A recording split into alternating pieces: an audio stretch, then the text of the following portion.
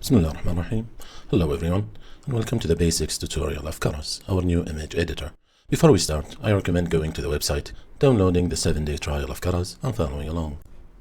So, this is the interface of Karaz. It is split into three main areas: the canvas, where the image is displayed and the tools reside; the notes area, where your image data and effects will be; and finally, the properties, where you can change the properties of your tools. You can use the mouse wheel to zoom, and hold the middle mouse button to pan, in both the canvas area and in the notes area.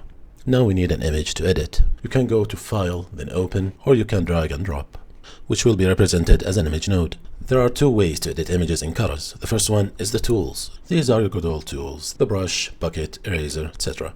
Note that these edit your image directly. You can see the changes in the node itself.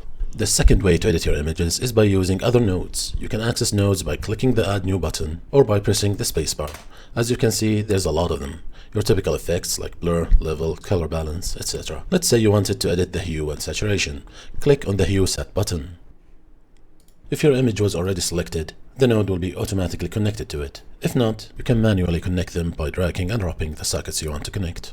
Now, if you change your image hue, saturation, and value by changing the sliders, if you want to mirror or symmetry your image, you can add the symmetry node and change it to however you like it. By the way, you can hold and drag the spinner to change it, or you can click the arrows if you want fine-tune control. Now, if you edit something in a node and the image does not change, that could mean that node is not the active node. To make the node active, double-click it. The displayed image on the canvas on the left is the result of the active node, so you can only have one active node at a time.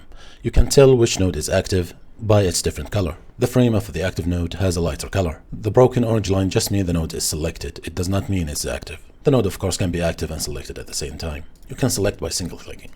Another important thing to note is that tools mostly only work on selected images.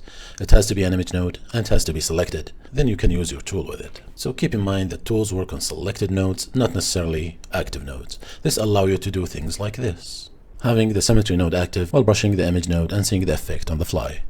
So, now that we know the basics, let's see a real-world example project to see how Karaz can be used in practice. Let us start with a simple engraving effect. We want to turn this cherry into this engrave of a cherry.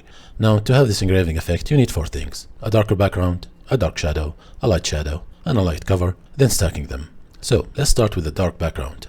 Just connect a fill node to the cherry. This node can do a lot of things, but we only need a solid color fill. Check this to also fill the alpha. Now our background is done. Now we need two shadows and a cover. For all three, we will need to invert the alpha. We want the alpha to be transparent on the inside and opaque at the outside, so the opposite of what it is now. To do that, we will use an invert node.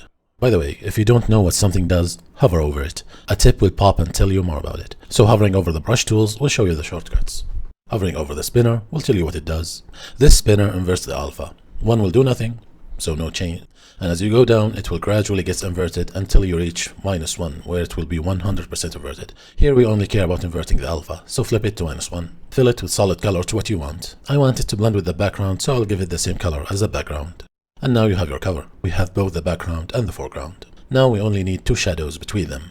Both will be created the same way by using a drop shadow. Let's start with the dark shadow, as all you need to do now that you have the cover is to apply a drop shadow to it. Move it to where you want it, fade it a bit, and change it to how you like it.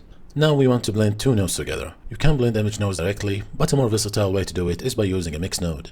And you can use a mask for that if you want. We don't need that here. You can stop here if you want, but I want to add a highlight to complement the shadow and give a more convincing engraving effect. So I'll use another drop shadow. By the way, you can press space, look for the button, and move the mouse and click it, but a faster way to do it is just using the keyboard.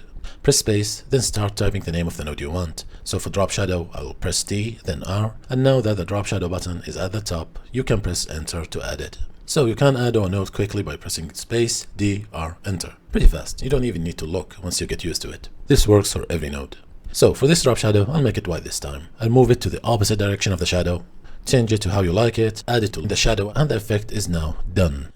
Now, just as a testament to how powerful the node-based workflow is, we made an engraving effect for just this image. But if you want an engraving of pretty much any transparent image, you can just drop it in, connect it, and the effect just works. You can change any parameter at any time. Nodes are perfect for non-destructive workflow. Thank you for watching. If you have any questions or suggestions, please share it with us at the website. Hope you enjoy using Karaz, and take care.